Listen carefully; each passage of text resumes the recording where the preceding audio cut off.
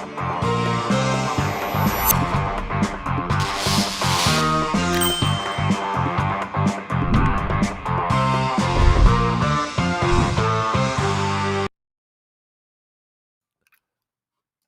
what's up, everybody? Welcome to the ReCoop. I pressed the button wrong again at the end of the intro. What's going on, everybody? Welcome to the ReCoop. I'm your host, Cooper Daniels, and today's Tuesday.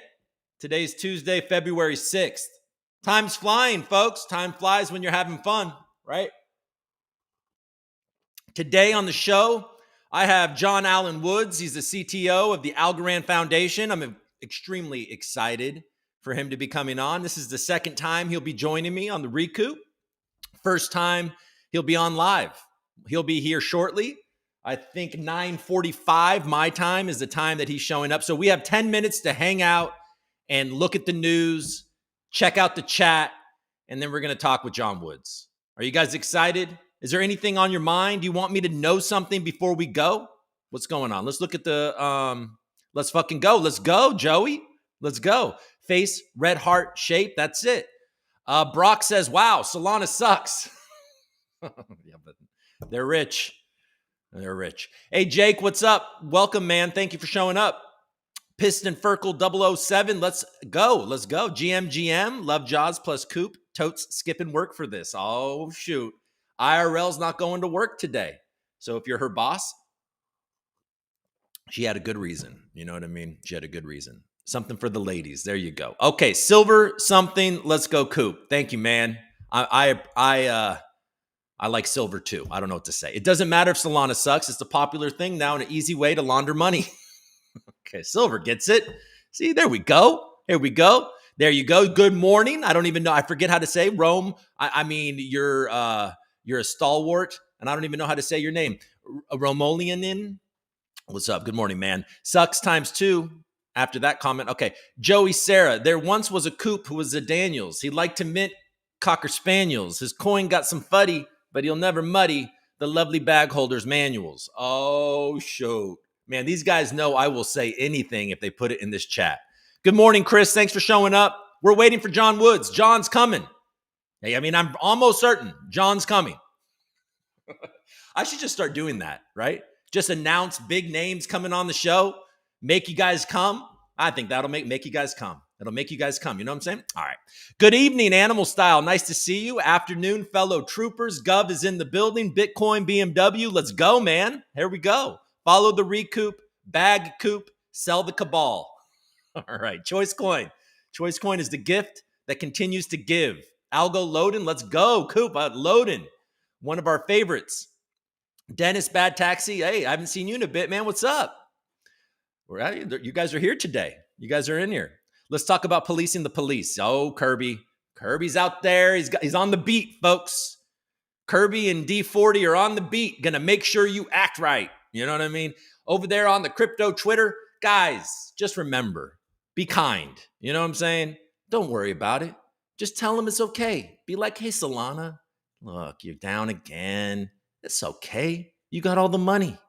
I mean, you guys do realize that people in these other ecosystems are struggling for adoption, and all they see is Solana freaking, stretching their cock out with and just showing it all the time. And then, but they're the ones with all the flaws. It's just like a regular relationship. It's a nice guy.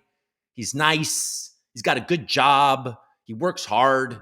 You know what I mean? But then old ripped Chad comes through, steals all the women, and freaking old, Todd's at home looking at the screen being like, but I would provide so much for her. We should rename Algorand to Todd Chain. That's what I'm trying to say. All right, what's up? Hey, Bunsen, how are you? Thank you for showing up. Solana bad, Jake says. Okay, is Kelly ducking? I don't know what Kelly's doing. I think Kelly is being like, you know what? I don't give a shit what you think. No, this is what I think Kelly's doing. He's like, I don't care. What do you think? I need you? I don't need you. I don't need you. That's what Kelly and Michael are thinking. It's like, oh, Algorand community. Algorand community can suck my toe. That's what they're saying. All right, Leaks, what's up? Tart, what is with the helium voice? Uh-oh. Is everything okay? Uh-oh. There's a quality bad, guys. Damn it. Okay, well, Joey says Solana paid for my. Well, there's a storm going on outside. That may be what's going on. I mean, it's tamed down, but I hope that we don't have technical issues today. Today would be a bad day for technical issues. I hope. Tell me that Piston Virgil's coming. 2 a.m. here in the Philippines, fighting to stay awake to watch. Well, I'll try to keep the energy up. Fracas, I appreciate you hanging out and trying to be here. I sure the hell hope that we don't have any. Is it still pixelated? Are we bad? Can you at least see the mustache? All right, let's go. Jose, big pause. Oh man, Arrington drama. We in here? Okay, good. Patronizing condolences. What up, Jaws? Jaws took my woman, Joey. Oh man. Hey Cooper, what's up, my man? Been a while. Keep rocking. Thank you, MG. Thank you for coming back. Jose, large but can't stay up. Charming and funny. Oh shit, I think she's talking about John, not me, but that's okay. Infinite potential. Coop, watch it before work at 11. Perfect timing. All right. John will be here. Oh, 11. So that means you're over here with me. Nice. We should get some coffee. All right. Taco, good morning. Quality is fine. Thank you, Rumi. All good here, quality-wise. Thank you. All right. Maybe he's just talking about my excited. I'm a little excited. I don't know. I'm excited. I don't know why I'm excited. I'm excited because I like John. All right. Holy shit. That Chad Todd analogy is perfect. Thank you, man. We're good guys. You know what I mean? We're good. Fucking Chad, man. Someone just forgot to pay the internet bill. God, that would be bad. No, we need the internet over here. Algorand shores are globally calm and safe as usual. There we go. Football transfer gospel. We can see the stash in high def. There we are. All right. How many ALGO to shave the mustache? I don't know. You send me an offer. I will shave for food. Okay, so folks, well, we don't have John yet, so let's just look at the news. Is there anything interesting? Did Solana go down? What's going on? GM, Semino, what's going on? Let's just, while we're waiting for John, let's do the regular show. So if you're new to the show, welcome. Thanks for showing up. We do this Monday through Friday at some time around this time. I will try to continue to do it at this time, but you know how life is. And it's a daily show where we scroll the news and we talk about the hot topics of the day. I mix it up and I try to make it fun. Algo and H-bar, what is up? We'll be talking about that. Thank you for reminding me, Stan, with that decentralized recovery. All right. So let's just shave. Let's just go shave. I'll be right back. I'm going to go shave. All right, where are you? We're going to look at the mainstream media real quick while we wait for John. Oh, looks like John got here, I think. Oh, no, that's me. Never mind. I mistook myself for John. All right. Let's look real quick. Make sure you guys can see it. Yesterday we had a bit of a disaster. All right, stocks making the biggest moves midday. Palantir, Spotify, UPS. All right, so if you're a Palantir bag holder, your bags are getting lighter. That's got to be exciting, right? Remember Adam Bergman? You guys, he was a guy that talked about Algorand a lot. He liked Palantir. All right. Anything exciting? Anything that we need to talk about? Because we're moving fast today. Okay. So we don't care about any of that. We'll go to the block real quick.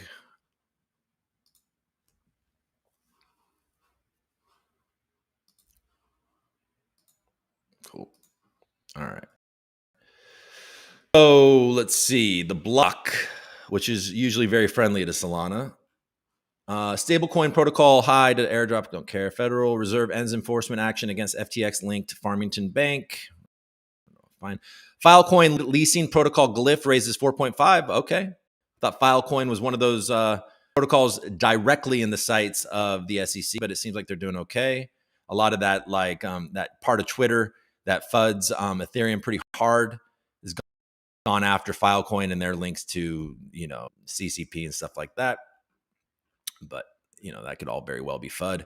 Solana network restarts after outage that lasted 5 hours. All right, that's obviously the news of the day for all of you, most of you that are watching the show right now. Binance to delist Monero after previously adding a monitoring tag. XMR drops 15%. All right, so now that the United States government has its grip on Binance, they're going to do what they will, and Monero's gone. Buy your Monero when you can. that's something that you want to do. All right, EOS desk. We call that because didn't the EOS Foundation essentially buy CoinDesk? Okay, look, we got some green, folks. Are you guys excited? I see green up here. Okay, so Solana back up following major power outage. The blockchain freeze triggered a drop in Solana's token, though it rebounded. Nobody cares is the end of that. We care. We really want to care. We want people to care. I think that's more accurate. We really want people to care, but it just doesn't seem like anybody cares. Chad and Todd, man. Todd Chain, unite. All right. But we're good there. All right. And we'll look at prices and we'll go back and we'll talk.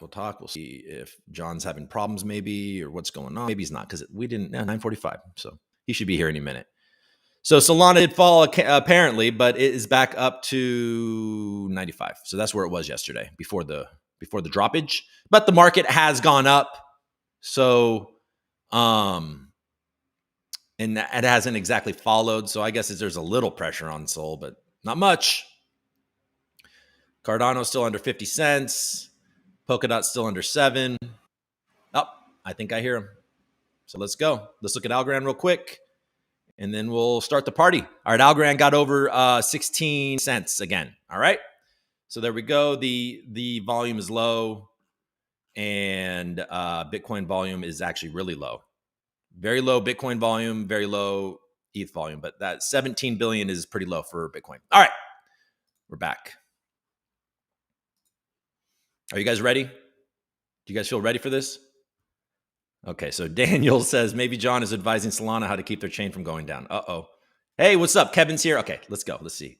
There he is. There he is. Are you ready, John? I think he's ready. All right, let's do it. Let's bring him in. Not like that. That's not the way the people want it. What's going on? How are you, Cooper Daniels? What's up, John Allen Woods? How are you doing, sir? Not too bad. Thanks for having me on. Good to speak with you. Yeah, man. I know I rarely have people on the show anymore, so I'm like used to just screaming at my computer for an hour. Yeah. You know, I heard you talking about the Algorand price before. Just when I was backstage, and my beloved Monero, the greatest privacy currency on this planet, has today had a shitty day, down 35% or so because Binance decided to delist it. I know. I did. I think right before you got into the room, I had mentioned that because there was an article. I didn't actually look at it on CoinMarketCap, but the article said 15%. So 35% is brutal. Yeah, it's bad. But I suppose this is the kind of the dream of people who are into like the cypherpunk philosophy, which is kind of like, if you build a privacy-focused cryptocurrency, at some point people will come and the man will remove it from the exchanges or whatever. So undergrounding. Oh, man. Well, I mean, it must have something to do with the new people sort of overlooking Binance, right? There's a kind of a new guard, and it seems like the United States might have something to say about privacy coins. You're probably right. Yeah. Who knows? Who knows? Well, so what is it at? Is it like 35% would be something like 115 or something? Yeah, 20, like kind of 112, something like that. Oh man, maybe it's time to buy Monero. Maybe. I used to have a hat that said that. Maybe it's time to buy Monero. No, I just said buy Monero. Oh, buy Monero. Okay, cool. So what's going on? How are you? Good. It's been a busy few weeks. I think getting out the roadmap. There's like a lot of work, I guess, obviously, that goes into that, whether it's even just the prose and the text, how to put that out there, how to bring people on that journey. The consensus paper that I wrote with the folks, Michaela, Naveed, JJ, etc. We put that together. I know it's only 12, 15 pages, whatever it is, or maybe less, 10, 12 pages, but it's like every word you kind of, agonize over a little bit. And so it's been, I think, between getting the roadmap out and getting the general kind of architecture and approach done for the various items on the roadmap, including consensus incentives, alongside kind of pushing Algokit and the other things that we're kind of spinning at the moment forward. Yeah, it's just been a really busy time, and I think more than ever, there's like a lot of stuff going on social media, and you kind of got to be reactive and responsive to that so that people know what's going on. And so it's just, I think, sometimes a little bit tiring, but it's good fun, and it's great. Obviously, like a great industry to work in, so I'm not complaining. It's just there are long days sometimes, and Yeah. always some drama going down, Yeah, I know. I know, John. I mean, that's something that you said it. And I think that, obviously you have so much on your plate and I would imagine that you're thinking it would be nice if I could just focus on, this roadmap and executing these. And you guys are redoing consensus for Algorand. I Right. mean, that's a tall task. So why don't we just talk a little bit about that? I know you've been on a lot of shows, and there's a lot of things that I want to talk to you about today. But I mean, I think that this is one of the things that really has been a sticking point for a lot of people that are outside of Algorand. The relay Yeah. nodes, and so you guys are really just kind of facing this head on. So what is going on with that? How close are we? And why? Really? Sure. So, I mean, for folks who are interested, if you go to the Algorand Foundation website, which is algorand.foundation, you'll see there's a thing at the top lets you go to the 2024 roadmap. And in there's kind of like these 4 or 5 things that we're doing this year that we think are important. And we Yeah. can go through them in a bit more detail, but essentially it's dynamic lambda, which has already happened. Hmm. Um, Peer-to-peer, which is a change to how data will propagate in the network in a more decentralized way. There's Hmm. consensus incentives, which I'm going to talk about just now. And then there's kind of Algokit. There's Yeah. also one more thing, which is the light relays, but they're kind of less important. Right. But I mean, if you look at those kind of 4 things, they're just like killer good. It's like making the dev UX even better, easier to build. Python's kind of here in beta, but it's going to be available to everyone very soon. We've had good feedback on it. We're taking where it's not good, we're making it better, and we've got a very exciting roadmap for 2024 where we're going to be adding an additional language as well. Hmm. And so the story there is making it easy, making it simple, making it fun, and allowing you to build apps on Algorand in languages you already know and you find fun. Right. But yeah, on consensus incentives, this is a kind of a real tectonic shift in terms of the thinking around Algorand. Of course, Yeah. I've seen people say it online. Of course, Silvio's original vision was that you wouldn't need to incentivize block production or the act of executing consensus in the network. Yeah. Um, as I kind of went through this in a lot of detail in the paper. And by the way, on that same website that I mentioned, the Algorand Foundation website, there is a video that talks through where I'm kind of in a little circle at the bottom and I talk through the core concepts in the paper. But Yeah. essentially, we realized that we weren't seeing the type or the level rather of consensus execution by the average person that we wanted to see. And so sure, folks that had a lot of algo were running nodes and they were contributing to consensus. But it's the folks, there's a lot of accounts out there that are sitting with kind of moderate amounts of algo. We want to see those people get involved. I Yeah. mean, even myself, like I run a node and I have a moderate amount of algo. It's not a ton, but like I'm like, if that node goes down, I'm like, I'll get to it at the weekend. I'm not like rushing to get back to it and sort it out because again, I'm not being paid for it. Whereas the other kind of cryptocurrencies that I run or I mine, I want to sort it out straight away because I'm waiting to get my return, right? I don't want my RTX 4090 burning up in the corner, not earning anything. And so, Yeah. I guess empirically, just looking at the state of play, looking at the number of nodes on the network, looking at the number of people who are getting involved in consensus, we're not seeing that critical mass. Yeah. And so folks will be aware that like some of the foundation's treasury is contributed towards consensus, and that's fine. But we'd rather reduce that, right? It should be the ecosystem, the man on the street, the average person who is securing the network, not say the foundation or the Inc. or big investors. And so Right. that's essentially what we're trying to do. We're trying to increase the number of nodes, Yep. which naturally happens when people are going to be engaging in consensus. They will kind of get a node up and running, and that will increase the number of nodes on the network, which is good for decentralization, and Hmm. also to increase the amount of Algorand that's out there contributing to consensus. Will secure the network, hopefully, in a much more increased fashion. And so there's nothing but good news here. Yep. I guess the thing about it is that most networks, the way it works is that they use the fees that are generated to pay the miners. And so, of course, in Bitcoin, classically, you have this thing where Bitcoin is released over time on a step function, a little bit less than it halves, it goes down to half, and it goes across and it pays out for a while, then it halves again. And so Yeah.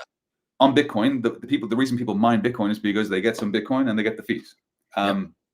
And so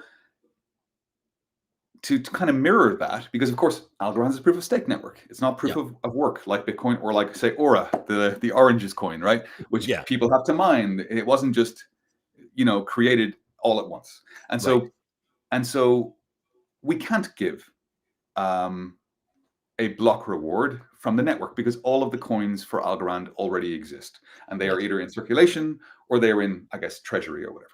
And Mm-hmm. so to try to emulate or simulate maybe what happens with Bitcoin, with Monero, and with other kind of proof of work chains is that Algorand Foundation is going to donate a chunk, or not donate, but give a chunk of money to the network's, I guess, fee account, and Yeah. then that will be drawn down. So there will be a large sum of money that is given to the network, that is controlled by the network, that will then be emitted over time according to the curve in the paper. So it's not like a step function like a stairs. Instead, it's more like a kind of a slide. It kind of sweeps down. But Yeah. ultimately, the idea there is that we will pay people not just the fees, because right now they're not enough, right, to be meaningful. Yeah. But the fees plus some kind of extra piece from the Algorand Foundation. Right. But by the way, this will all be in a single pot. It's not going to say come from multiple accounts. It's going to be in one central place, Mm-hmm. and then together that amount will be meaningful, and it will be over the course of 3 years it will curve down and be less and less, implying deflation, or that's what I intended in the description. Mm-hmm. Um, and ultimately, we're hoping this has the following effect: it draws people in, brings Yep. excitement, gets people running nodes. Has a material increase in the amount of stake that's contributed towards the network. Like right now, we're somewhere around. I mean, I haven't checked it in a week or two, but like I think it's like 1.4 billion. Let's have a look. I think we're at like 1.4 billion Algorand that's being staked. So that's like 14% of the network, right? 1.39 billion. Okay, cool. So 14% of all algo is currently securing the network. Right. The network is maximally secure where it's 10 billion algo. Of course, that's not realistic. Not every people have to use this token to run contracts and do other things. Yeah. But if you look at something like Ethereum, which you might say is a market leader in terms of stake, they're somewhere, last time I checked, around 28%. So if we can be getting double the amount of security from doing this, to see our stake grow from 14% to 28%, that will be a great win for me. So anything above 25%, I will be thrilled with. Yeah. And of course, there's a secondary side effect of all of this, which is that as well as making excitement, as well as having a yield for holders, so that people have a reason to hold algo, which is stronger maybe than governance, Mm-hmm. as well as securing the network, as well as decentralizing. This also has one other effect, which is that the number of nodes will increase, and therefore the number of pathways will increase across the network for the ones and zeros and the bits and bytes and the transactions. And what's great about that is when peer-to-peer comes, Yep. we will have kind of this dense network of roads for data to travel. Because you can clearly imagine if you had like 5 nodes, there's only like, Yeah. a handful of paths, where if you have like thousands of nodes, you've got a much more dense, network topology. So yeah, I'm really excited about it. And I think although it's a departure from Silvio's original, thesis around securing the network, Yeah. he has been brought on this journey with us. Of course, he had, it was actually his contribution very much so around mitigations of security concerns and stuff like that. And so this is not something that we've done on our own. I mean, as you can see, there's people from the Inc. or Technologies rather, and there's people from the foundation who co-authored the paper together. So it's a joint vision, but it's very much something that we took Silvio's input on, because he is, not only clearly a very gifted person, but also, in terms of his ability, but also it's the right thing to do. He's very much cares deeply about the network. It's his baby, if you want to call it that. And so it's very important that we take his input on board. Well, I mean, it seems just in life, when you need to pivot, you have to pivot. And I think a lot of times people just don't. And then they go down the same path. And then, and you look back and think, oh man, I should have left her 4 years ago, type of thing. What's funny is I totally agree. Whether it's quitting smoking or like just like I'm going to change my job or whatever, it's just like sometimes you have to just kind of suck it up and say, hey, I that was a good idea in theory, but maybe it didn't work out a posteriori, right? And so let's do something different. And so when you said it in just at the end there that Silvio is on board with this, it wouldn't be happening necessarily. I mean, if he were pushing back on it, there would be a lot of people be like, okay, maybe, or not pushing back isn't the right way to put it, but if he were adamantly against it, there it would cause some question in you. You'd be like, all right, this guy's brilliant. Like maybe he's on to something here. I should listen. So, and you Of course. mentioned that, so he's in there making sure that it's secure. You're going to do it right type of thing. He's a part of Absolutely. this. Yeah. And like to be frank, we wouldn't do shit unless we ran it by Silvio. Like we're not going to do something against his will, right? And so uh, if you look actually at the code changes for the network, it's actually not that heavy. And so that's why we think we're going to be able to get it out by Q2, Q3 this year. I mean Q2 is the reality, but I don't want to say Q2 and then it's late. So Yeah. somewhere around late Q2 is when I expect we'll be rolling out. Right. But the actual level of augmentation that's required to the code base that's currently there in the Algorand node to make this happen is not a ton. I mean, it's material, but it's like, I guess, hundreds of lines of code. It's not thousands of lines of code. And so essentially we're going to be, using a lot of the primitives that are already there. We're going to be using the same fee calculation mechanics. We're going to be using the same block production mechanics. We're not changing consensus. We just simply have this thing that says, hey, for the proposer of that block, let's take this little chunk of money from the fee sync, which the foundation will kind of top up with this additional amount I mentioned, and then give it over to them. So it really is, I hope it's going to be a great success. I can't see how it wouldn't be. And like to have a network that's more secure and that you have a community that are more engaged with, I think is a great thing. And maybe just one other thing, I'll just take this because I'm on the soapbox. I can just maybe announce this. Yeah. I appreciate people want an easy way to do this. And even I myself would like an easy way to do it. I would like to be able to do it from my Para wallet so I can just scan my face with my iPhone and just be staking. Of course, I mean, everyone wants that. I think just to set expectations, the core technical team, i.e. the people who are, say, writing this paper, who are making the code changes, like our JJ and Gary at the Inc., or Algorand Technologies, I keep calling them the Inc. They're a relatively small team, right? It's like a handful of people. And so I absolutely would love to be able to go out with, a mobile version of this, a version that's like trivially runnable from some website. It's just not possible to get that kind of level of engineering done with a handful of people over the course of a few quarters. And so what we're going to try to do though, is do the following. And so none of this is set in stone, but just to give a kind of an understanding of where we're going to be. So you'll be able to run a node like normal, like you can today, and do the things you do today, make a participation key, and push it out to the network, and then start staking. At the moment, you can do this. You just don't get paid for it. If you are a person who continues to do that beyond Q2, you will start getting paid for it. So that's a good thing. But we appreciate that not everyone can run a node. Not everyone wants to run a computer 24/7 in their home, etc. And so there are two other ways that I see this being done. The first way is using a platform, say like a DeFi venue, like say Folks Finance as an example. None of this is finalized, none of it's built yet, but we're hoping it's all going to be done, ready to rock and roll by kind of day one when we go live with this thing. So we'd like to have it so that you can, send your coins into a contract with Folks Finance. They will issue you a token so you can do your DeFi thing. And then all the while they're using your algo, they're staking on your behalf. You're accruing that kind of income. Yeah. And then when you eventually swap back, just like governance algo, you'll get back the algo plus the rewards. Right. So that'll be one thing, and that'll sort the DeFi crowd out. The second thing is like a lot of folks said, hey, in the paper you say there's these ceilings. There's like a floor and there's a ceiling, and it's like, does that not exclude people? Like, and so that maybe the ceiling is people are not as upset about the ceiling because they're like, well, who has 60 million algo? Not me. But there are some exchanges and some major investment houses and stuff that will have that kind of money. And so we want them to split it over many, many nodes, because if you're running a big chunk of stake on a node and it falls over, that's not good for the health of the network. In the paper, we talk through how we can kind of clean this up and the network is able to recover from these things. But in general, we want to avoid it. That's the ceiling. The floor is there for a very particular reason.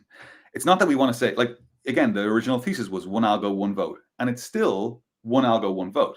Like 10,000 algo is 10,000 votes, 50,000 algo is 50,000 votes. But in order to do this kind of healing on the network, where we where the network's able to lose stake ungracefully and then kind of go, oh, don't worry, I'll remove you from the set. In order to do that, we have to have this kind of list of all the stakers in the memory of the node that's running on every computer, every node out there. We have to parse through the list to make sure everyone's good. And if we see bad behavior, we have to pull them out. And so to do this, we have to make the list we have to make the list finite in size. If the list gets too big, it gets too unwieldy. You can't manage that many things. And so the floor is there really to kind of do a couple of things. One is to make that list bound in size so that we can say, well, there's 10 billion algo. If the floor is, say, 4,000 algo, 8,000 algo, 2,000 algo, we divide those two numbers together and we know exactly how many the maximum number of participants are. Right. Number two, though, it also helps kind of like weed out people who will be doing like just one algo, just to test it, or like two algo, because ultimately that is not actually meaningfully securing the network, And I know it's nice, it's romantic in a way to say, hey, I've got one algo voting, but it just doesn't make sense from the point of view of the network topology. Right. But also, I think people are also maybe missing. I appreciate, by the way, 4,000 algo in one country is not the same as 4,000 algo in another. In Ireland, that's a bit of money.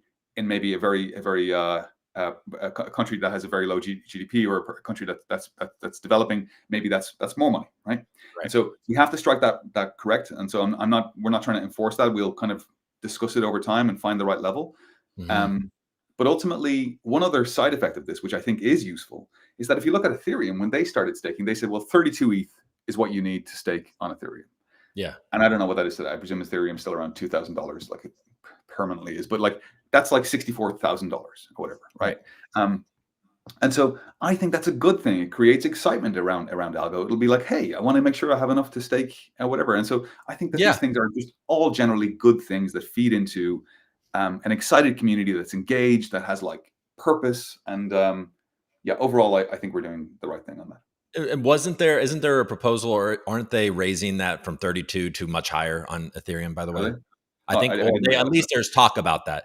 But okay, so first, I've heard you talk about in the past the need for maybe raising transaction fees. And so just so I think everybody understands, as we put kind of a button on this topic, is that so this fee sync will be the fee sync and what already exists, which maybe people are right now being like, oh, at least my my Aura mining algo didn't go to nothing. It'll go to incentivizing consensus or whatever. So you guys will top up this the fee sync essentially with a bunch of algo that will help incentivize it for a period of time, and then theoretically that will, by having people have skin in the game. There'll be more people that are active because they now are earning incentives to run the node. It'll be increasingly decentralized. It kind of puts a stomp out on a lot of that sort of, we'll call it FUD, about Algorand being centralized. And then that will create network effects. And then eventually, once there's a balance, you can, because Algorand fees are so low, you can maybe raise them a little bit and the fees become more substantial. And it's kind of like Bitcoin, right? With ordinals and how we're getting into the halving, which they couldn't have planned it better. It's planned to be on 420, but we're getting there. And these miners are going to need those fees from ordinals and things like that. So is that kind of what did I get that right, I guess? Absolutely. And so, and I'll jump to the fees in one sec. There was one thing I forgot to mention when we were talking about the ways in which you can stake. There's a third one, which I envisage, but is not yet done. And this is peer-to-peer pooling. Now, pooling has a bad name because pure proof of stakes, raison d'etre, is that we don't have pools, and I get that. And by the way, I expect that pools will be a very small amount of our staking set. Most people will run nodes or they'll get involved with DeFi. Yeah. But there's some people in the community, and I won't name them just because I don't know whether they want to be named on this, but there's people who are talking about an approach using smart contracts to stake. So imagine this. You have a single smart contract. You can see the rules. It's open source. So you can see all the rules. And all it does is it allows you to send algo into the contract. It records Coop, say 1 million algo, John Woods, 10,000 algo, whoever, X number of algo. And it issues, this smart contract will issue a key reg, an aggregate key reg transaction for all of the people inside the contract. And so all of our algo gets added up, yours, mine, whoever else is in the contract. A single kind of online transaction is sent, and then that online transaction is picked up by a node operator. And so we are essentially staking it can be below the floor, because once the contract holds more than the floor, so let's say the floor was, say, 10,000 algo, which it won't be, but let's say it's 10,000 algo. Okay. If you have say 2,000, I have 2,000, and two other people have 2,000, all of a sudden together we're over we're over the Yeah. floor, right? Yeah.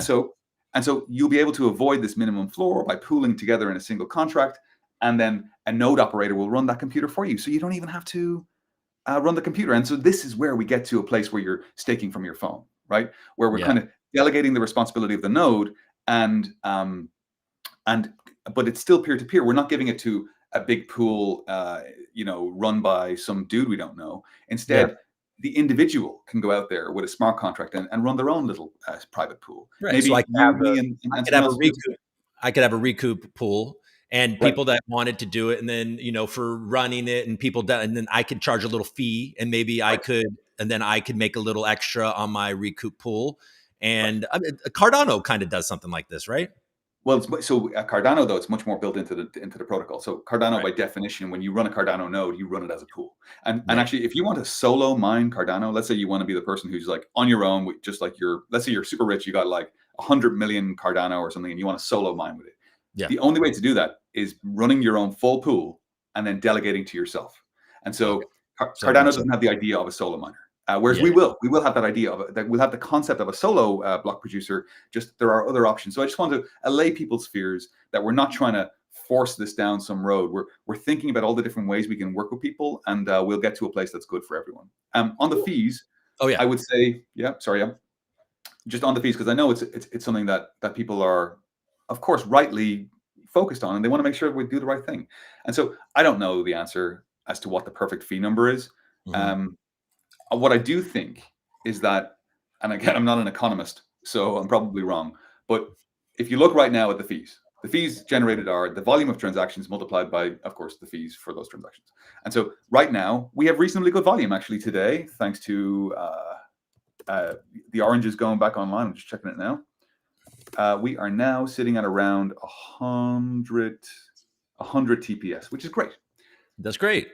It is great because, like, a year and a half ago, it was like 7 TPS. And so we're like 10x in our TPS. But still, 100 TPS by the fees currently is not a lot of money to incentivize miners. Now, we have 3 years here, right? This is going to be probably 2.5, 3 years before we get to a place where we just rely on the fees. Because in the first 2.5 to 3 years, we'll have that extra money from the foundation.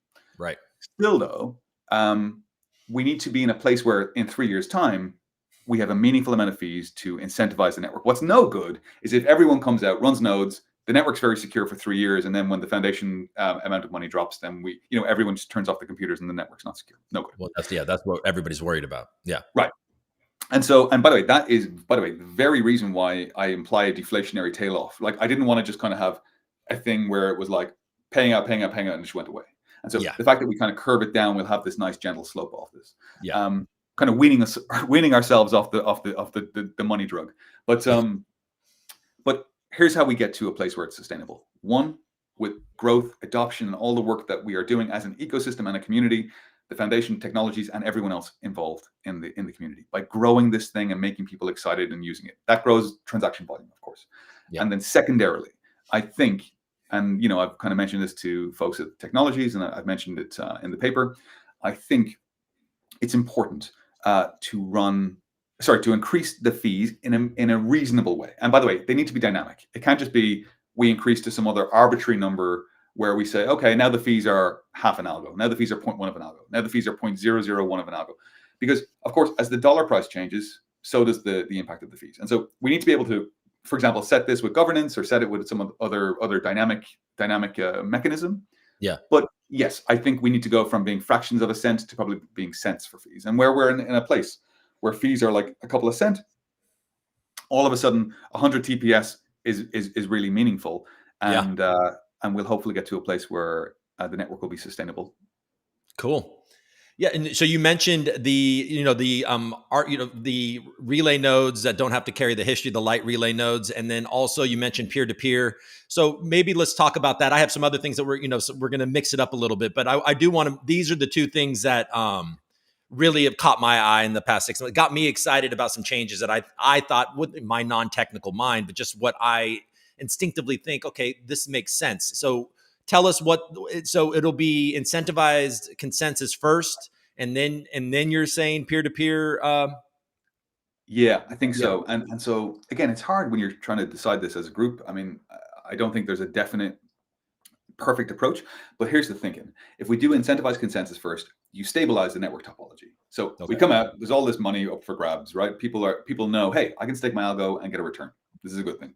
Right. Now you have this like explosion, like a Cambrian explosion in the number of people who are out there running nodes or getting involved in consensus, certainly in some way. Yeah. And so I want to see that stabilize so that we're in a place where, okay, well, the network topology, the number of nodes is not like going crazy. You don't want a lot of volatility when you're making a rollout, when you're rolling out a change like peer-to-peer.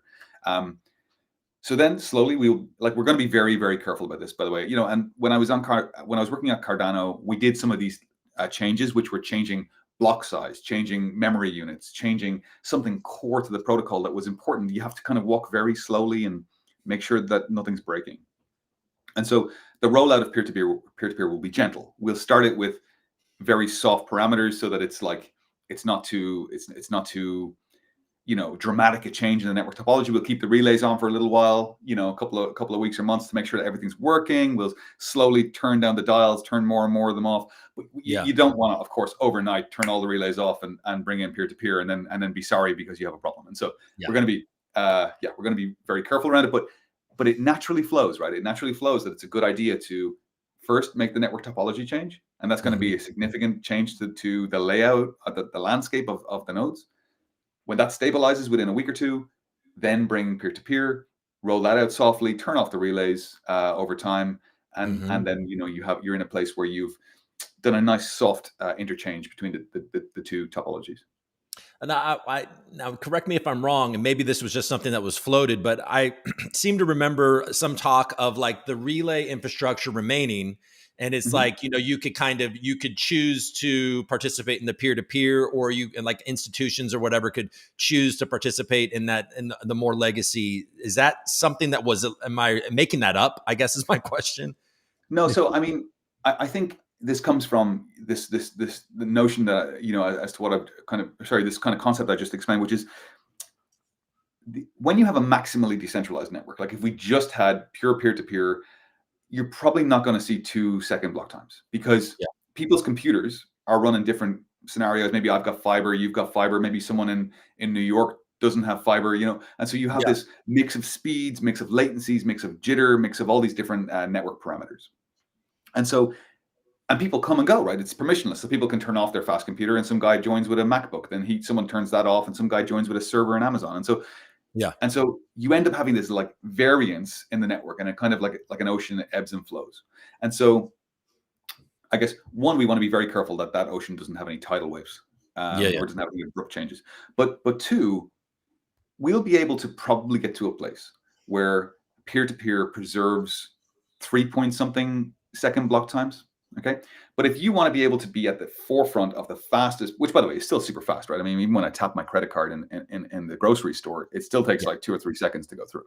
Yeah. But critically, at least you have this peer-to-peer network that you don't have to worry about me or the foundation or Stacy or anyone else turning off a relay node or anything else, right? There's no single point of failure there. By the way, there isn't today. I mean, the relays are all run by other people; they're not run by the foundation. But there's this perception that, there's just a single point of failure. A peer-to-peer network turns Algorand into kind of like a cockroach protocol that can survive a nuclear blast, right? Once there's computers somewhere on the planet that are connected, you'll be able to route your message. You'll be able to route your transaction. Yeah, and so, I don't think. Yeah, go ahead. Yeah. Sorry. No, I was going to say it's a beautiful thing, but for that beauty, you pay. You pay with speed. So whenever you increase maximally decentralization, you have a drop off in speed, generally speaking. And so what we want to do is we want to, I guess, make sure that we have the relays there, and we don't want to run them at the foundation, right? Like the relays, okay, we pay for their operation. They're operated by third parties, but like they're expensive. They're expensive to run a global network of relays. So we want to get to a place where the foundation doesn't have that as a cost. I mean, I don't know what it looks like on the transparency report, but it's like, millions of dollars. I mean, it's obvious because it's hundreds of computers multiplied by the cost of running a high-spec computer in the cloud, and it's 24/7. Yeah. And so we want to get rid of those things. But the way we've got to do that is to kind of transition to a model where maybe you decide, hey, I'm going to run a relay. I'm going to call it like the Coop relay, and Hmm. and you're paying for it, so it's costing you a few bucks, of course, a month, or a couple of $1,000 a month. But people can use that, and they can pay you. Maybe they pay you a small extra fee, and you've created a fee market now. Maybe they're willing to pay 50 cents because they want to get their transaction there in a second before mine. And so Wow. you turn relays from a point of centralization into a feature Yeah. that can be run Yeah. optionally, but Yeah. critically. People don't have to rely on them anymore. People can use the peer-to-peer network. Now, I said earlier on, I expect peer-to-peer to be a 3.x second block time or whatever. So it depends on we'll have to see how it plays out. It's going to be in testnet, betanet. We're going to have lots of benchmarking on it and stuff like that. It'll still be Mhm. very fast, but we'll see how much we can squeeze that down. But like I said, it's very difficult to predict before we roll out because the global internet is not something that you can kind of control. Yeah, and you can imagine that something like, let's just, for example, like a Bank of Italy would probably prefer they could use these relay nodes to make things go fast, and whatever large institution would be able to have that option. And it's Yeah, obviously something very good to be able for us to know that Algorand can't be shut down, because the big complaint about relay nodes has always been that they are permissioned, in the sense that the foundation in most respects needs to give it a green light. I mean, there sure. is some people that are like, no, you can't spin one up, but then it's like, it's kind of not reasonable. It's a Sure. And stretch. so, yeah, and we pay the people who run them, right? We pay, Yeah, and by the way, this is like a whole range of people, from block daemon to like private small providers to like big providers. yeah, It's really is quite diverse, but ultimately, yeah, we're paying the bill, and so we can call them and say, hey, we don't want to pay that bill anymore, and they will turn off those computers. And so I understand yeah, what people are saying, right. and so by rolling out peer to peer, we're eliminating that problem. And so I think this is the kind of the broad theme though for 2024. If you look at the roadmap, which I think is incredibly compelling, really, I think it really is, like, it looks good, it feels good to be behind it. Like I feel good to be part of this. It's Yeah, like AlgoKit 2 with Python. That's great, right? And for people out there, I know people say, "Oh, is PyTeal was PyTeal not Python because it had the word Py in it?" And it maybe at the time, by the way, we put out some articles that said like PyTeal is Python for Algorand. It's not the case. PyTeal was using Python syntax to call teal functions. So you were still yeah, thinking in teal, you were still writing in teal, you were just doing so in a Python file. What Python on Algorand is normal Python, the Python that's used all over the world, the Python that's taught in schools, not some weird esoteric variant where you're interacting directly with teal. And so this right. very much is Python on Algorand. And so that's a super compelling thing. Developer user experience is going to get incredible. And then if Yeah, you add to that decentralization, like finally putting a nail in that coffin of like, we no longer have any excuses around decentralization. It is maximally decentralized. You may have to wait a little bit longer for your transaction to get there if you choose to use the peer-to-peer network, but it's maximally decentralized and it's still only taking seconds. yeah, And then you've got consensus incentives, so the network is bulletproof in terms of security. I think that's a super compelling story. yeah. Me too. Me too.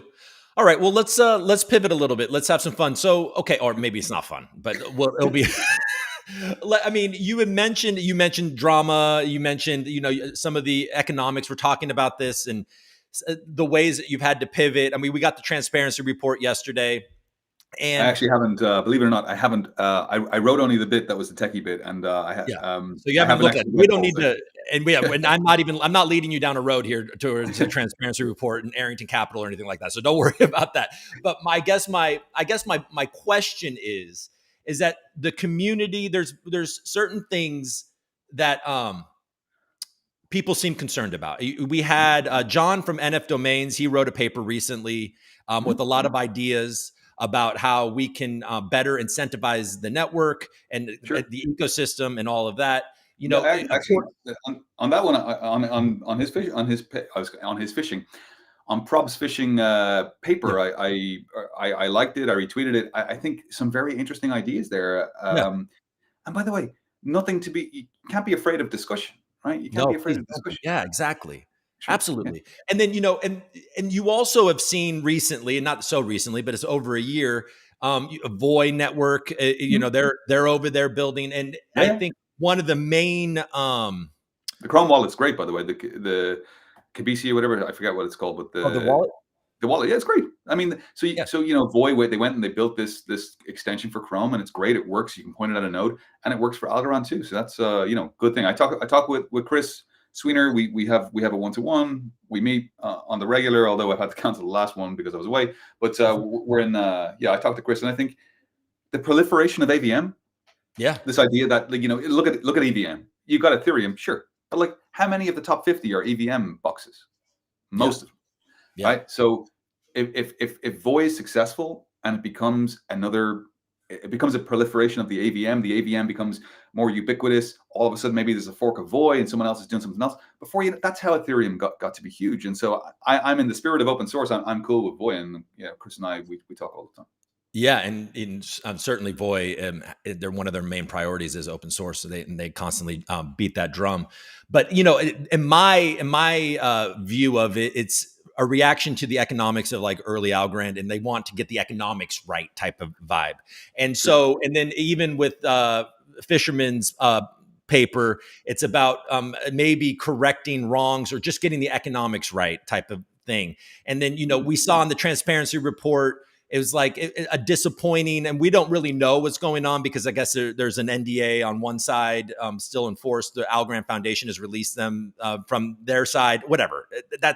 But it looks like, again, the Algorand community has to look down the barrel of like, okay, they got how much and they did how little? Jesus, like, when will this story end for us type of deal? Yeah, no, I hear you. I mean, I'm not just saying this to be political. I don't even know how much that number was, because I literally I've got so much on my plate at the moment. I don't have time to look at this stuff.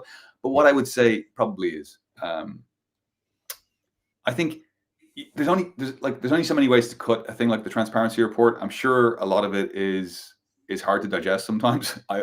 Especially if you're someone who's been in this ecosystem a very long time and you feel upset by how things have gone. But I think it's kind of you got to kind of. I think there was a paradigm shift a little bit with the transparency report when Harpal came in.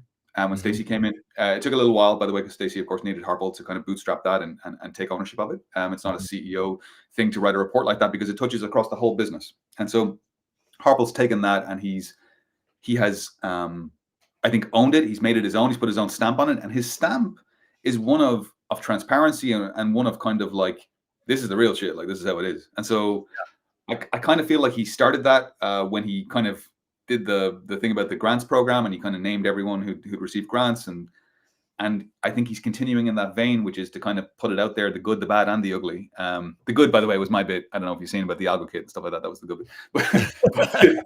But there was no jokes aside. I guess that that's just what it is. It's just kind of like, it's the good, the bad, and the ugly, I guess. And hopefully over time, we're in a couple of quarters, we're sitting and there's nothing but good news in that transparency report.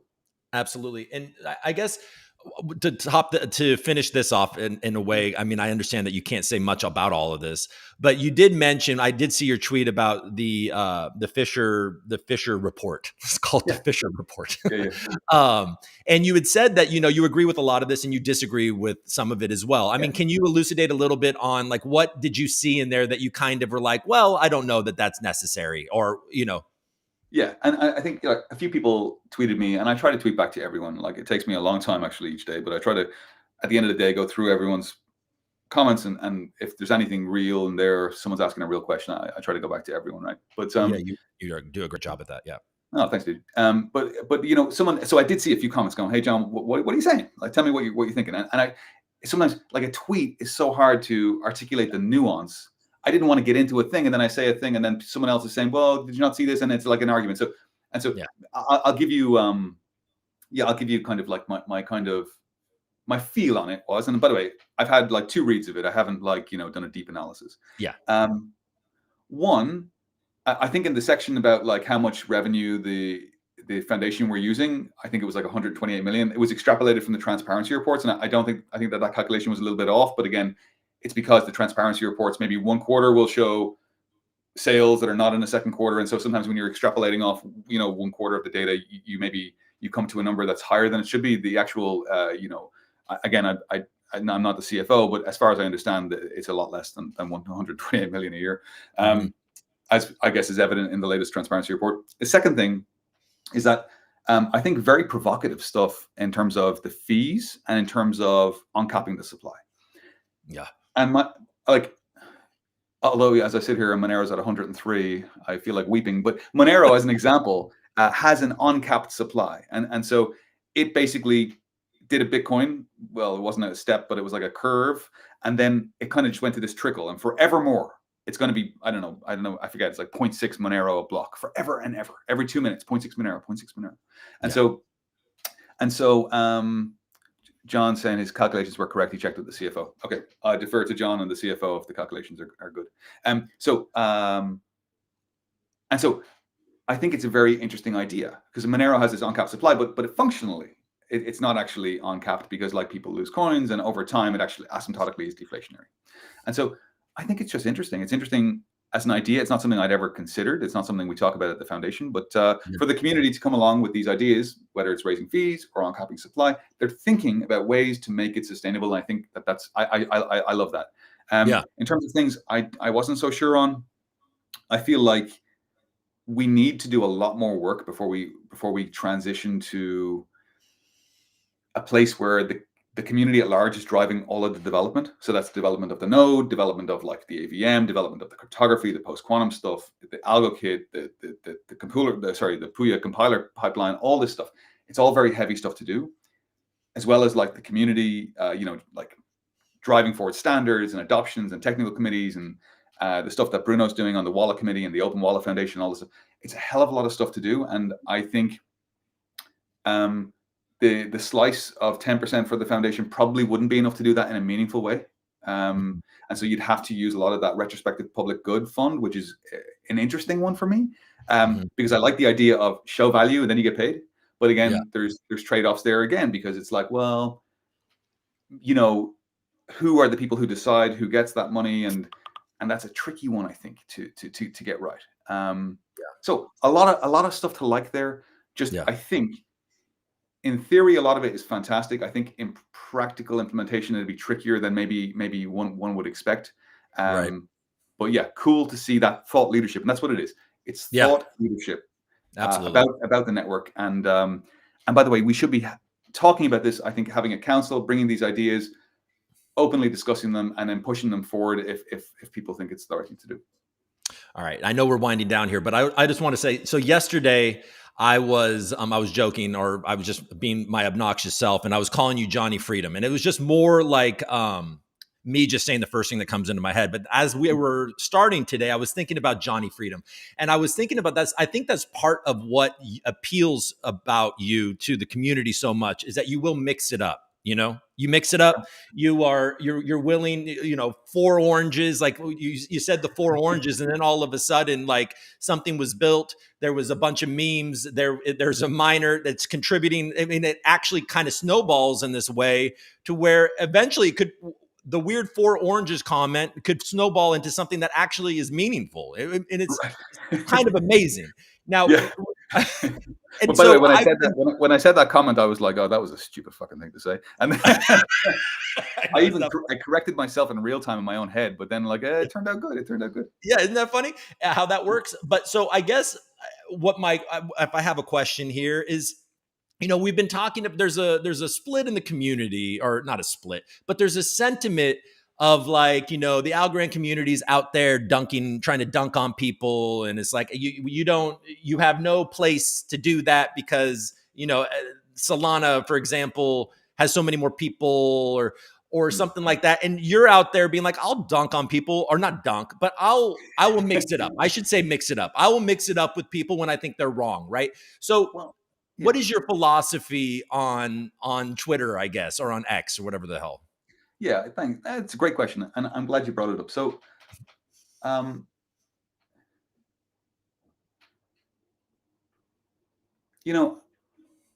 think it's not nice to pick on people generally, and I think if especially those less capable, like Mert. But I'm just kidding, Mert. You're great. You're super smart. I want you good. No, but it's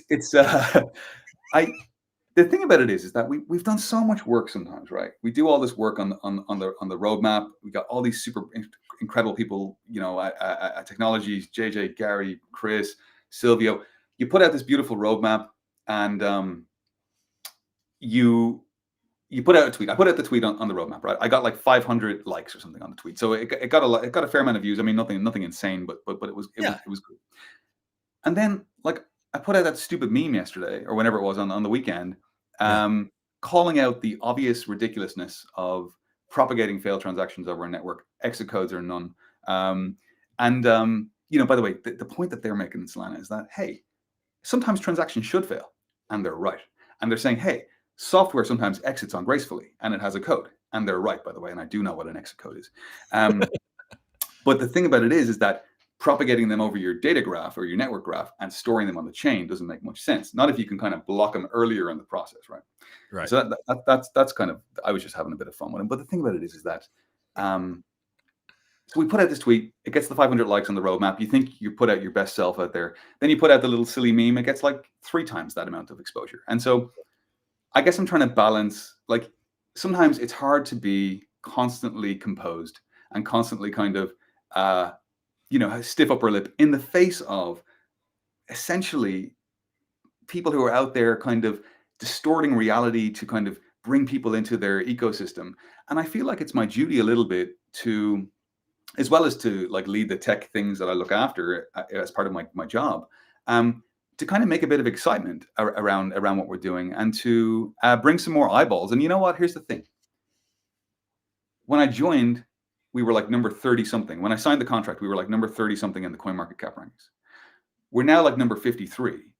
And I think that I think everything I wanted to do, I set out to do. And I think it's been pretty good. So even with with a bit of luck and doing the right things, we're still not growing in terms of market cap. And so I think that what we need now more than ever is more awareness, more eyeballs. And even if sometimes those eyeballs come and kind of, they look at us and they maybe they're critical or maybe they don't agree the first time, at least you're bringing the concept of Algorand, bringing the concept of what we're doing to more people outside of our bubble. And so I know it's a little bit provocative, but I'm kind of glad I did it because I think that it's part of raising awareness and it's part of growing Planet Algorand.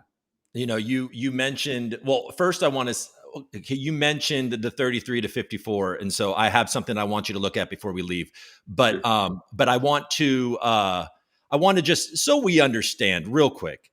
So, because I have I didn't follow very close. I'm looking at the memes at this point, Sure. Me too. and so I'm thinking, oh, that's hilarious. And then I'm like, okay, failed transactions. And I think that they're like, oh, these idiots don't understand that, maybe the swap didn't go through, or maybe the whatever, oh, these fucking idiots type of vibe. And I think that everybody understands that there are failed transactions. I think you just said Algorand, for example, doesn't get to that point at that. If it fails, it just fails. And and so what is the real point is that maybe Algorand would be making towards Solana on this very topic is, are those all just failed transactions from innocent, wonderful things that would reason, or does Solana, are there failed transactions that should go through? Because I've dealt with Solana very little and I've experienced failed transactions. I had the soul in the wallet, whatever, type of deal. Yeah. Well, the point that like Mert was making was that like on Solana, when you have a failed transaction, and it's more nuanced because there's different types of transactions and stuff, but like in general, the transaction may come in and it will actually run. It'll use compute resources. It'll like do thinking. Ones and zeros will move around a processor in the Solana virtual machine or whatever, and then it will have actually done work. It'll have gone over the network. It'll have used data. And so I understand that, and I think that that's fair to say that that's done some work. And so when they're quoting Solana TPS, in a way, it's fair to say, well, these are transactions that ran to completion. Mm-hmm. These are more transactions that they ran, but they didn't complete, but they still like were using resources and work and did things. Yeah. And then this is the consensus transactions, and then all together we call that big ball the TPS on Solana, which is a big number. Yeah. But if you look under the hood, then you break it down. You say, well, how does that compare to Algorand? Well, in Algorand, consensus isn't part of TPS, so we don't get that big chunk that they are counting. Pull that off. Okay. Yep. On Algorand, of the transactions that get submitted, they get killed early. If it's recognized that a transaction deterministically won't execute to completion, rather than run it like Ethereum does or like Solana does, maybe to 80%, maybe to 2%, maybe to 99.999%. it just won't run it. It'll just be like, you're not going any further. You're going to end up in the bin. Yeah. And so instead, they kind of allow those transactions to propagate, to run, to take resources, and then they count them in the TPS. Now, their general position is that, like, well, failing can be a good thing. I mean, if you have a condition that says don't pay this person if something is the case, you want that to fail if the something is not the case. And so, but we have that too. We just don't propagate it for everyone else to verify, and we don't store it on the chain. And so, here's the thing: if you go to Justin Bond's Twitter profile, he put out a tweet and he was saying the actual TPS of Solana is this many on consensus, this many on fail, this many on regular transactions, and it was 455, if I remember correct, regular transactions that went through out of 2,732 total transactions, and that's a 16%. So of the TPS number that they're saying, actual transactions that go through, 16% are actually doing something, that's useful. And so that to me was very, very funny. And the fact that they sit around kind of saying, well, look at how big my TPS is, when only 16% of that number is actually moving money, changing state, doing things that are useful. To me, that was worth picking on. And so I did. Well, and then it's also an odd thing to celebrate that you pay for failed transactions. I mean, I remember when AVAX was having a pretty big moment. I guess they still are. I don't really know what's going on, but you're seeing people being like, wow, I just spent $50 5 times on 5 failed transactions. Like, that's not a feature. I mean, it's just not something that is, as a user, that is excellent. Right. I totally agree. And here's the thing, by the way. It may be a good idea for us when we have peer-to-peer to start thinking about charging some small fee for failed transactions. Now, why is that? Not necessarily that like you'd want to take the Solana or Ethereum model where you charge for every compute and propagate the thing across the network, but just if your node is getting hit with a transaction that fails, and we say, no, you're not going any further. You're never going to work. You're failed from the get-go. Goodbye. That's what we do now. Yeah. Some computer somewhere in the world has done a bit of work to stop that transaction getting onto the network. And so right now we have relays, and those relays are very good at this. They're big computers. They don't care how many you throw at them, whatever. It's just like, it does the job. When the relays turn off, and now technically someone could spam the network with these failed transactions to make nodes do work, maybe it would be good to charge 0.1 algo for a failed transaction, or 0.5 algo, or something that makes it so that it's not worth your while spamming the network. So they have a point in that from a distributed systems engineering point of view. Yeah. But their model is not one that I would choose for myself. All right. And then, so I guess, this is a daily news show typically. Obviously, the big news of the day is for us in our little bubble is that Solana went down for, I think, 5 hours today, which it went down again. It went down today for 5 hours. Yeah. You didn't read that? I'm just kidding. I already knew that. And I was like, there's no way. And so, I mean, I've heard you in the past, I think you've been a little cautious. You're like, look, something, it could go down. Algorand could go down, like, absolutely. Yeah. So, I mean, I'd like to, what are your thoughts on, of course, it's always fun to talk about Solana going down in the sense that we're competitive and, shitheads on Twitter, but like, what are your thoughts on that, it going down? And if you have something we can clip out and, yeah, sure. I mean, what I would say, if you can give me a tight soundbite. No, just kidding. Yeah. Just something you can just replay. What I would say is these blockchains or these programmable platforms are operating systems. You're running, it could be a meme coin, but it could also be an enterprise app that is very serious, like an Italian bond, or like something for a government, or something for a payout for someone who is in a disaster relief scenario who needs the money immediately. It ain't good if your network is down. If your network is down and it's been down 11 times or 12 times, whatever the number is, I don't know the exact number because I don't have that many fingers anymore. It's been down so many times. But if your network is down that many times, people can't rely upon it. And so that's going to end up hurting people if they're truly relying on it for something. If it's just meme coins and fun, then it doesn't matter, I suppose. But if you've got real world financial applications where being down or being late with those funds hurts people, damages credit, or indeed leaves someone without access to money in a situation where they really need it, now you've got a problem. And so And so, yeah, I would just say that if I was someone directing architecture at a major bank, and I worked as an architect in the Irish Central Bank. I worked on the European Central Bank. I worked for Citibank. If I was in those places and someone said to me, John, do you think we should use Solana we're doing something on blockchain, should we use Solana? I'd say, sorry, guys, I don't think we can. Because the non-functional requirements that we have to meet is that it has an uptime that's going to service our clients. And Solana, unfortunately, isn't meeting that in a meaningful way. And also, as much as we get heat over relay nodes, which are clearly going away this year, I think the idea that they all get together on Reddit to restart it is really hilarious. So yeah. I mean, and really, I'm sure if you're out there and you're in the Solana ecosystem and you've got pushback on this, and I'm not paying that close attention, but it really, what I notice about Solana, what's good about Solana is the casino of meme coins and NFTs. And I'm sure games, it would be a good use case for them as well. That would fit in their narrative, but I don't know exactly what's going on. But I mean, I don't think people, Algorand, boring. I mean, boring, Bank of Italy, whatever. Like, so there's a lot of different things that we hear about in India. I mean, that's not boring. It's not boring, but it's the more boring things do seem to be happening, or at least being started or being cultivated on Algorand. And I don't see a lot of that action happening on something like Solana.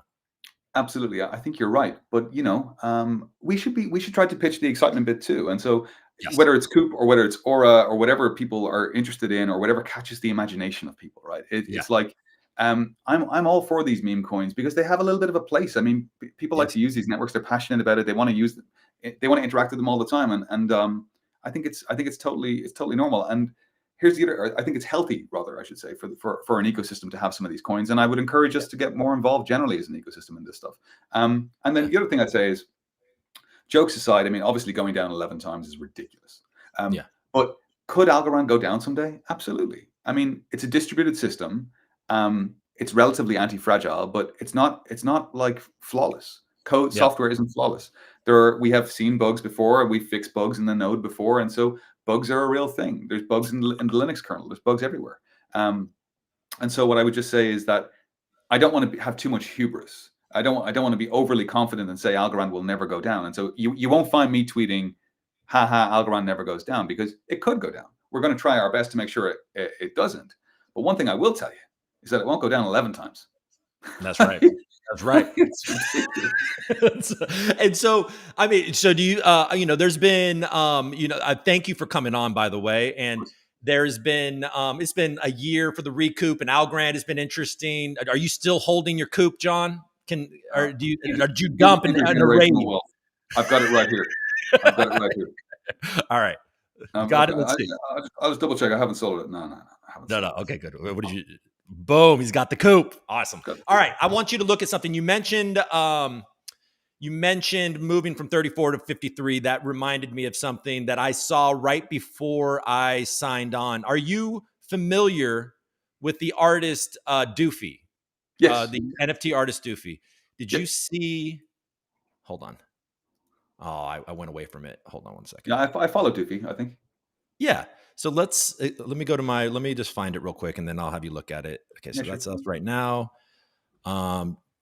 Dunking Police. No, I think it was on this. Okay. So let me look. Just want to find it. I had it queued, but I guess I searched something after that. Okay, here we go.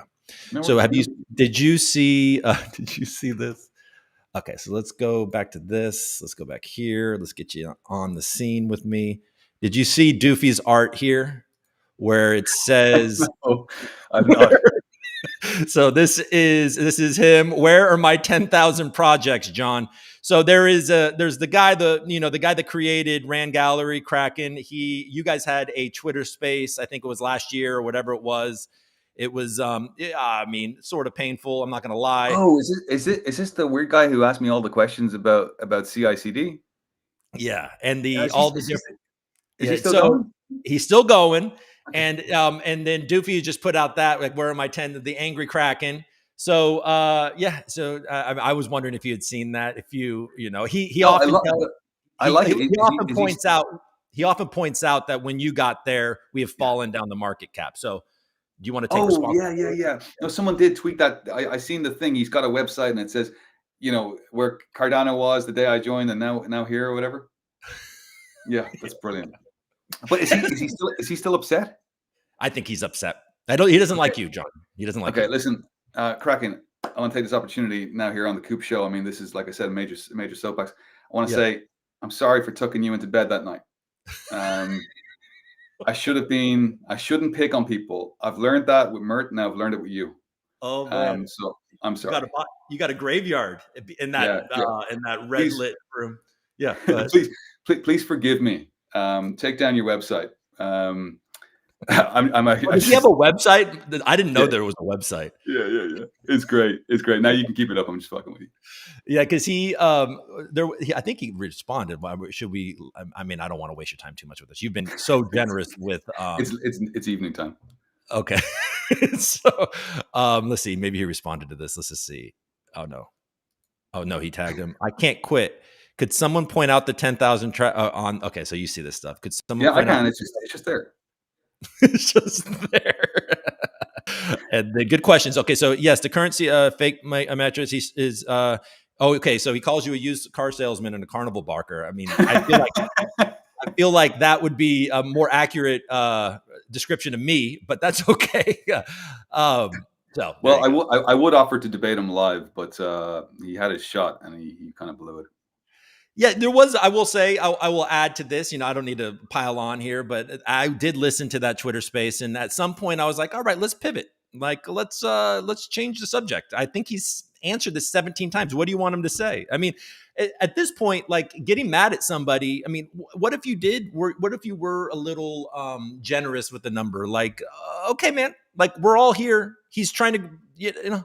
It's the same thing with the memes, you know. It's the same thing with the kind of like I drink and I smoke. My baby, you know, is my baby going to be okay 12 years later? No, your baby's going to think that failed transactions are good. And the same thing I'm trying to do there is just, you know, grow awareness, get us out of the bubble, get more eyes on us, so people come and they see, hey, Para's great, Algokit is awesome. Python on Algokit is going to change the game. It's going to reduce costs. It's going to make it easy to maintain software. We've got a decentralized network. We've got peer-to-peer. We've got consensus incentives. There's reason to hold. There's reason to buy. There's reason to be in this ecosystem. And so I guess people are upset that I'm doing my job. I'm sorry. Sorry, Craig.